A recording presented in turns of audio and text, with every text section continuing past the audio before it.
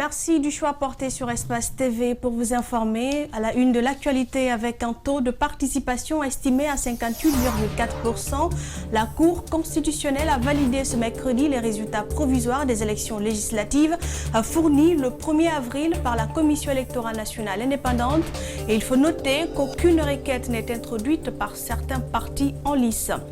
Le conseil d'administration a approuvé un allègement immédiat du service de la dette pour 25 pays membres du FMI au titre du Fonds fiduciaire réaménagé d'assistance et de riposte aux catastrophes, notamment la pandémie de Covid-19.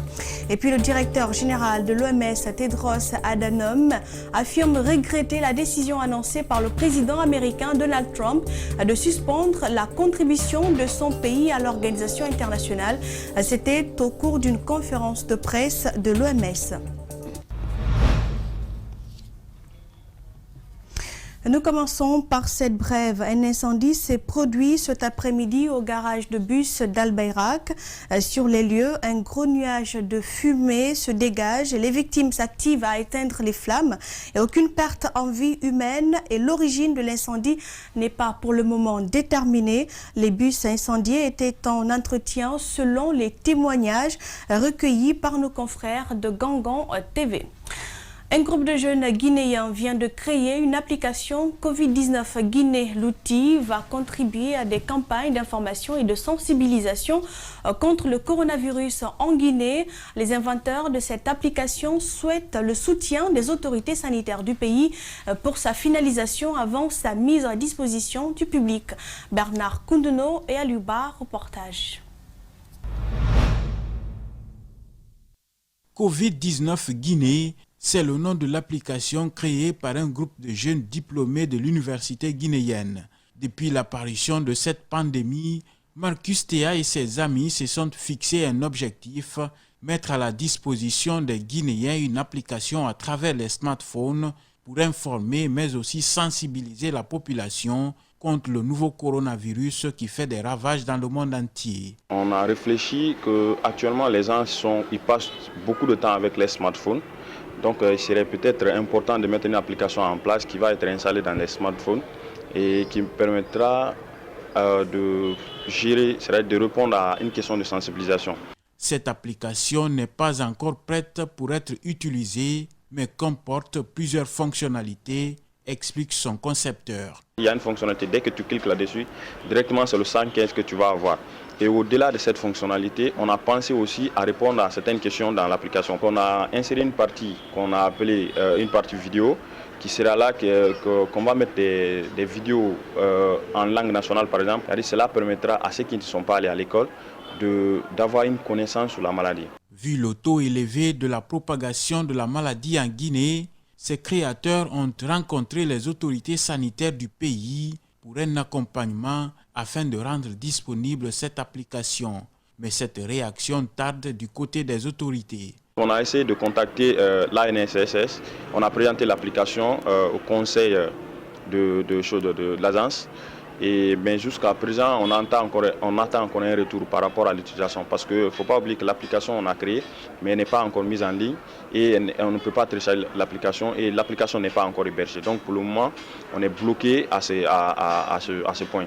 À travers cette application, ces jeunes comptent s'employer réellement et apporter leur contribution à la lutte contre le Covid-19 en Guinée.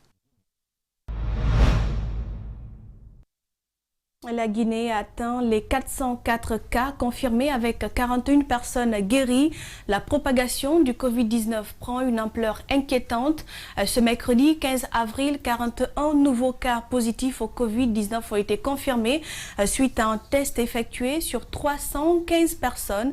Je vous propose de suivre le directeur général adjoint de l'ANSS, Bounaya Tassai. Jusqu'hier, les prélèvements qui ont été faits, 315 personnes ont été testées hier et 41 personnes, les résultats ont été positifs. Donc on a eu 41 nouveaux cas hier, ce qui fait que du 12 mars au 15 avril, la Guinée a enregistré un total de 404 cas positifs de Covid-19, dont 41 sont sortis guéris et un décès. La science, quand elle est indispensable dans cette lutte du Covid-19, alors un comité scientifique doit prendre fonction les jours à venir. Ce comité, qui sera composé entre autres de sociologues et d'anthropologues, des spécialistes en santé publique, doivent appuyer l'Agence nationale de la sécurité sanitaire. Dr Bano Barry, membre, apporte plus de précisions dans le fonctionnement de cette structure. On l'écoute. C'est des experts spécialisés dans plusieurs domaines en rapport avec les questions épidémiologiques. C'est-à-dire que vous avez des spécialistes en santé publique, vous avez des pharmaciens, vous avez des médecins, vous avez des socio-anthropologues, vous avez des psychologues. Grosso modo, c'est l'œil de gens qui ont un certain niveau d'expertise et qui sont en dehors de la gestion quotidienne de l'épidémie en elle-même. Parce que ça relève de l'Agence nationale et des structures du ministère de la Santé. Et comment va se réunir ce conseil? Alors, il y a un bureau exécutif qui est composé de présidents, de vice-présidents et de deux rapporteurs. Normalement, ils vont se concerter et proposer un agenda, une périodicité et puis une méthodologie de travail. Mais dans les conditions normales, nous sommes les premiers concernés par la situation de l'épidémie et donc on va se réunir probablement par Skype ou par Zoom. Ce sont les deux les plus utilisés à l'heure actuelle en communication virtuelle. Et nous pouvons aussi bénéficier de l'appui, disons, des structures de l'État qui possèdent, par exemple, l'Agence nationale d'informatisation et de électronique de l'État. Toutes ces structures pourront aider, en fait, le conseil scientifique à pouvoir se rencontrer virtuellement, d'échanger, de partager et puis de suivre les communications de l'ANS pour pouvoir apporter, disons, notre lecture de la situation.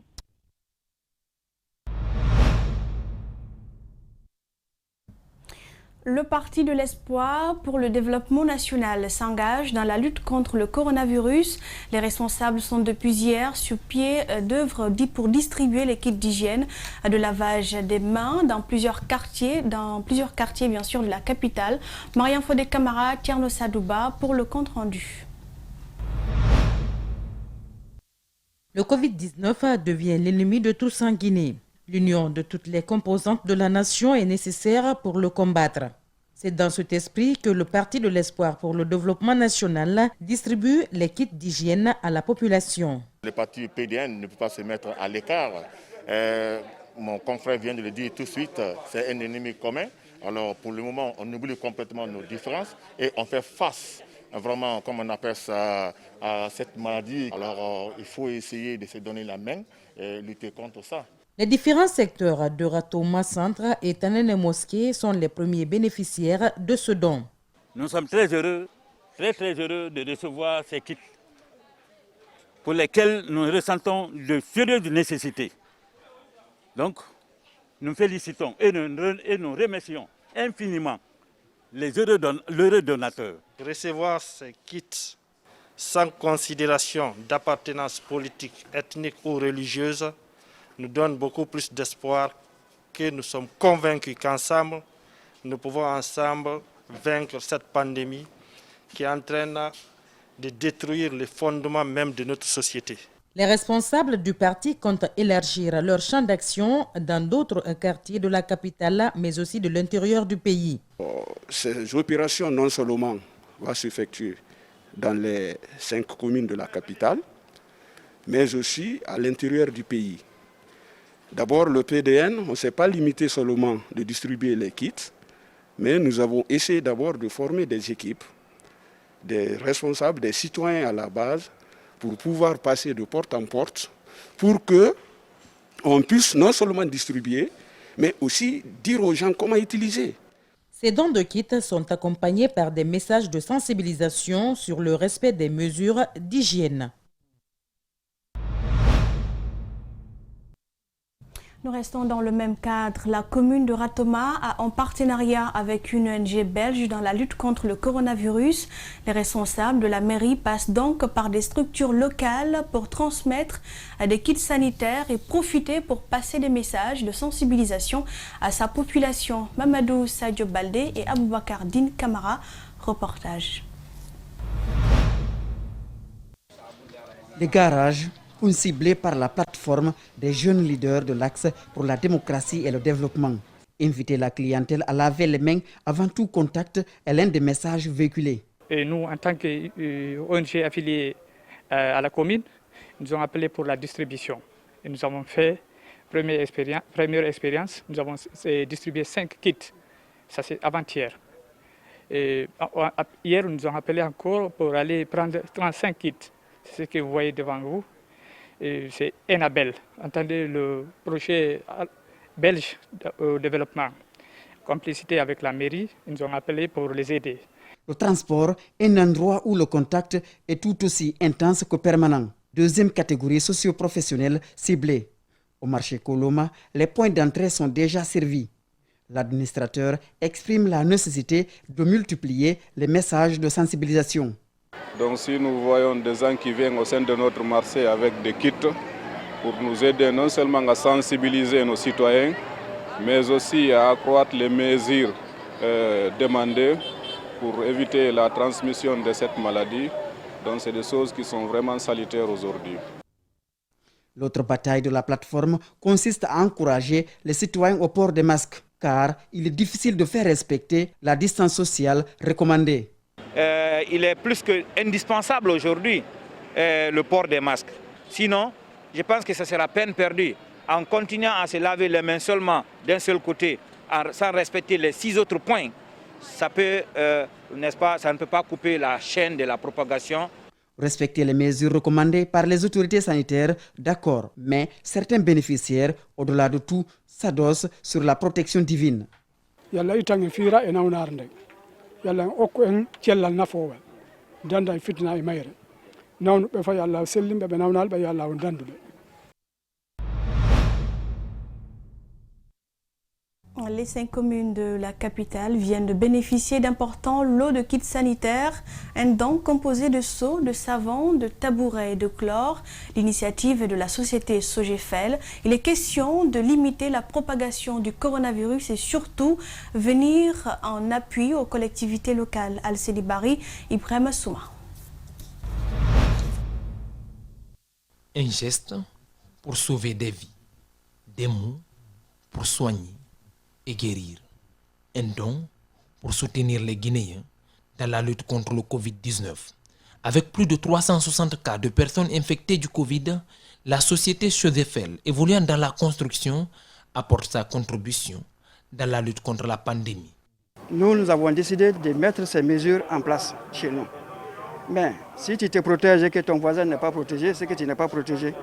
C'est pourquoi nous avons pensé aux communautés, on ne peut pas atteindre tout le monde. Mais nous avons jugé nécessaire d'offrir des kits aux communes de la capitale qui vont à leur tour distribuer dans les endroits appropriés. Et nous espérons que chaque kit contribuera à sauver une vie et une vie humaine. Première étape, le quartier Yataya et surtout le marché qui bénéficie du chlore, savon et seau. Depuis que cette maladie est venue en Guinée, on n'a pas eu des aides. On n'a pas eu des aides, vraiment, on vous a remercié très infiniment. La kit là, on va donner nos mamans au marché pour qu'ils lavent leurs mains avant de rentrer au marché. Au Mayataya, les communes de Matoto, Ratoma, Dixine et Kaloum ont bénéficié de 50 seaux, 50 chaises, du chlore et 10 cartons de savon. Il est indéniable donc, la lutte contre le Covid-19 nécessite une synergie d'action entre toutes les composantes de la société. Soyez rassurés que ces dons atteindront les buts visés, atteindront les citoyens les plus démunis, que ces kits seront placés dans certains marchés, dans certaines concessions, avec d'autres kits et avec des masques, plus la chose la plus importante, une forte sensibilisation des populations à se protéger. Ces collectivités invitent les autres entreprises à emboîter le pas de Sogefel. Ce don de Sogefel n'est pas le premier geste, c'est la suite logique à chaque fois qu'il y a un problème dans notre pays. C'est une société qui se fait distinguer sur le plan humanitaire. Nous ne pouvons que prier Dieu que la société soit au-delà de ses attentes et à faire appel à tous les autres de bonne volonté, des personnes ressources et surtout lancer un appel à la population. C'est une maladie qu'il ne faut pas sous-estimer. Les mesures barrières doivent être respectées si nous voulons réellement éradiquer cette maladie. La société n'est pas son premier geste. Elle a construit des forages par le passé pour renforcer le programme d'adduction d'eau potable dans certaines localités. Le conseil d'administration a approuvé un allègement immédiat du service de la dette pour 25 pays membres du FMI au titre du Fonds fiduciaire et aménagé d'assistance et de riposte aux catastrophes, notamment la pandémie de Covid-19. Comment procède-t-on à cet allègement? Sur la question, je vous propose de suivre Dr Mamoudou Touré, économiste et consultant. L'allègement, ça veut dire tout simplement la suppression, soit la suppression d'une partie de stock de la dette, ou tout simplement peut-être un moratoire sur le paiement pour permettre à nos pays d'être soulagés, pour soulager nos pays et pour leur permettre d'avoir un espace budgétaire pour pouvoir faire face aux différents plans de riposte contre le Covid-19. Cet allègement vient dans le cadre de la mise en œuvre d'un des instruments de financement du Fonds monétaire international qu'on appelle le Fonds fiduciaire. Le Fonds fiduciaire, c'est un instrument parmi tant d'autres. Vous avez aussi le Fonds de financement rapide qui permet de financer ce qu'on appelle la balance des paiements des pays. Vous avez la facilité élargie de crédit dans laquelle la Guinée est de plein pied. Alors, ces aides, plus ou moins, sont conditionnées. Parce que l'allègement, quand on dit on allège votre fardeau de la dette de tel montant, et derrière cet engagement, il y a aussi un engagement qui est demandé de la part de ces institutions vis-à-vis des pays bénéficiaires, en disant que le montant qui va être réduit au titre de votre dette doit servir à financer le plan de riposte contre le coronavirus, à renforcer les capacités sanitaires de votre pays, à renforcer votre système sanitaire. Un ouf de soulagement chez les journalistes touchés par le Covid-19. 2 parmi les 9 confrères hospitalisés sont sortis de l'hôpital hier mardi. Leurs premiers tests se sont avérés négatifs. Aboubakar Diallo du groupe Adafo Média et Mamadou Ouri Diallo du groupe Gangan devront suivre le traitement et leur confinement à domicile. Ce matin, Aboubakar Diallo a été joint au téléphone. Dans les Grandes Gueules, on suit son témoignage.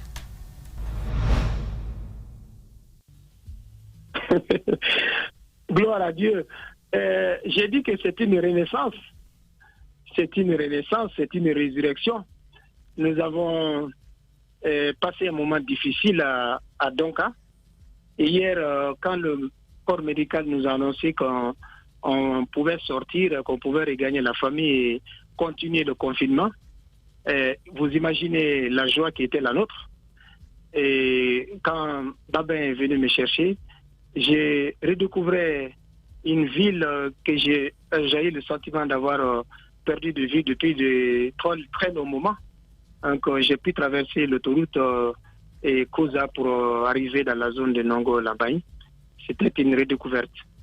Et je dois commencer par, si vous permettez, par rendre gloire à Dieu, par rendre grâce à Dieu. Parce que sa volonté qui s'est faite, qui s'est exprimée, elle a décidé que je sois parmi ceux qui ont été atteints du Covid-19, ceux qui en ont été victimes. Je suis allé au CT de Donka et sa volonté s'est exprimée également de me permettre de survivre de cette maladie. d'être ramené à la vie, parce que je suis arrivé dans un état extrêmement critique à Donka. Mon état n'était pas des plus rassurants. Le corps médical s'est occupé de moi et Dieu merci, j'ai pu être remis debout. Un prompt rétablissement à tous les malades. C'était dit dans les titres avec un taux de participation estimé à 58,4%. La Cour constitutionnelle a donné ce mercredi les résultats provisoires des élections législatives fournis le 1er avril par la Commission électorale nationale indépendante. Aucune requête n'est donc introduite par certains partis politiques en lice. Le 22 mars dernier, Mohamed Valek Touré, Correa à Boukourma, reportage. Ont obtenu le Rassemblement du peuple de Guinée, RPG, 42 sièges, Union démocratique de Guinée, IDG, 4 sièges, sont élus El Hadj Mamadou Sylla, El Hadj Dembo Sylla, Moussa Souma, Malik Sylla. Mouvement populaire démocratique de Guinée, 3 sièges, sont élus Isiaga Bari, Fatoumata Bayou, Abdoulaye Sano. Nouvelle Force démocratique, 2 sièges, Mamadou Mouktar Diallo, Mamadou Saliou So. Alternance démocratique pour le changement, 2 sièges, Ibrahima Sori Diallo, Boubacar Sidiki Diallo. Union pour le progrès et le renouveau, 2 sièges, Ousmane Ba, Moustapha Kaba. Guinée pour la démocratie et l'équilibre, 2 sièges, Aboubakar Souma, Ibrahima Din Touré. Union des forces de changement, 2 sièges, Aboubakar Sylla, Mamadou Kali Ba. Rassemblement pour le développement intégré de Guinée, 2 sièges, Jean-Marc Teliano, Mbalou Fatoumata Kamara. Alliance pour le renouveau national, 1 siège, Sekou Gouressi Kondé. Rassemblement pour la renaissance et le développement, 1 siège, Abdoulaye Kourouma. Rassemblement pour une Guinée prospère, 1 siège, El Hadj Bouna Keïta. La force des intègres pour le développement, 1 siège, Mohamed Lamine Kaba. Parti démocratique de Guinée, Rassemblement démocratique africain, 1 siège, Oye Béavogi. Parti guinéen pour la renaissance et le progrès, 1 siège, El Hadj Alpha Ibrahima Sylla Ba. Alliance pour le renouveau national, 1 siège, PPD Koulemou. Mouvement des patriotes pour le développement, 1 siège, Sako Satouri.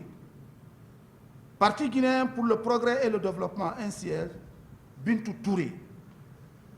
Génération citoyenne, 1 siège, Fodé Mohamed Souma. Guinée unie pour le développement, 1 siège, Sekou Bema Kamara. Parti pour la paix et le développement, 1 siège, Boubacar Diallo. Nouvelle génération pour la République, 1 siège, Abbé Ibrahima Sylla.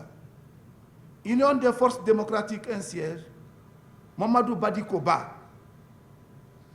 Afia, 1 siège, Dr Saliou Bella Diallo. Chaque mois, Argentine Guinée procède à un jeu de tombola sur le réseau social Facebook. Pour participer, il suffit d'aimer sa page et d'y laisser un commentaire sur la qualité de ses produits. Pour participer, c'est très simple, c'est d'aller sur la page Facebook de Argentine Guinée, liker la page pour suivre régulièrement des publications. Ensuite, régulièrement, de façon mensuelle, nous lançons des jeux tombola. Et des indications sont bien entendu données sur ces publications, à savoir des fois, il faut juste faire un bon commentaire par rapport aux produits Armanti. Et parmi les meilleurs commentaires, il y aura un tirage au sort qui sera effectué. Soit Denise Bogomou est la gagnante du mois de mars. Elle répare avec des produits Argentine Guinée d'une valeur de 1 million de nos francs.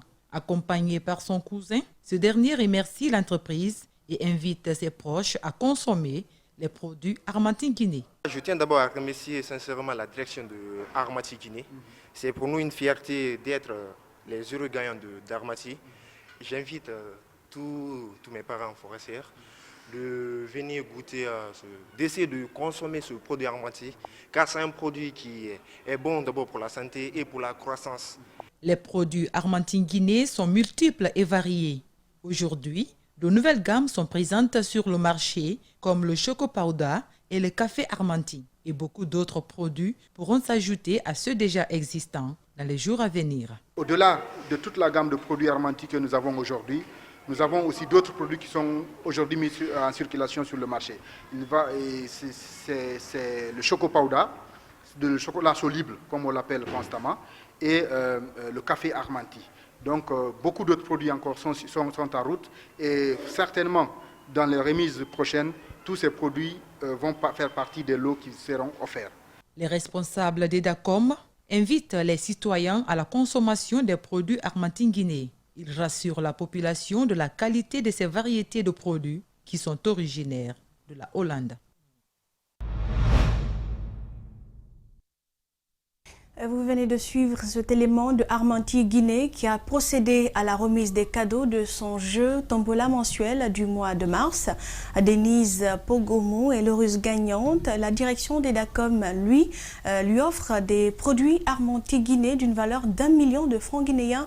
C'est Rosaline Goto Monemou et Mohamed Alousseni Kamara qui nous ont signé ce publi reportage. Hors de nos frontières, le directeur général de l'OMS, Tedros Adhanom, affirme regretter la décision annoncée par le président américain Donald Trump de suspendre la contribution de son pays à l'organisation internationale.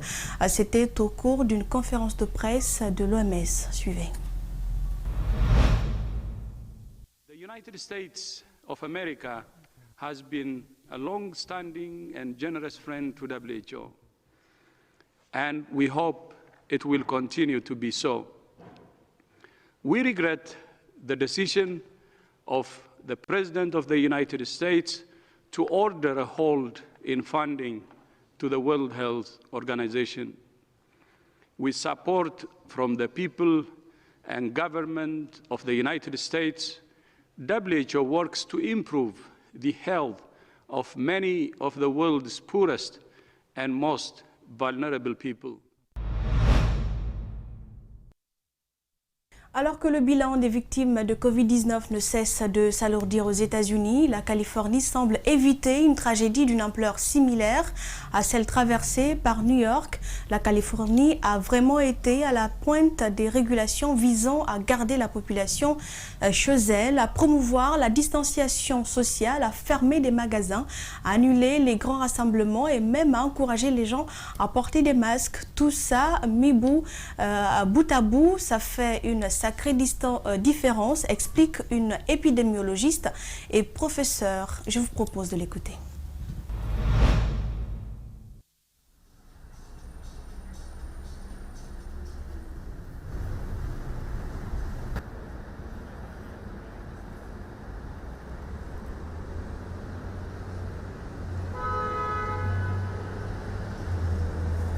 California was really in the front of the pack to be able to put regulations and legislation in place to keep people safer at home, to promote social distancing, to shut down commerce, to shut down big events, and in fact also was in the front in terms of encouraging people to wear cloth masks. And all of these things together make a very big difference. And so I think, you know, that's been a big reason why we've seen a difference in how the epidemic has spread in California versus New York. California being a state where people are not as packed together in urban settings as they are in New York. You know, I think that the culture of how people live and, you know, how people are so closely interacting in a major city, in cities in California, we just have, we are living in less dense communities, and that definitely would have had an impact as well.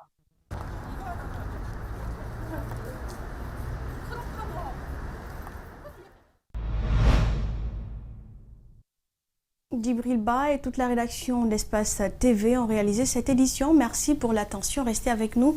Nos programmes continuent. Prenez soin de vous.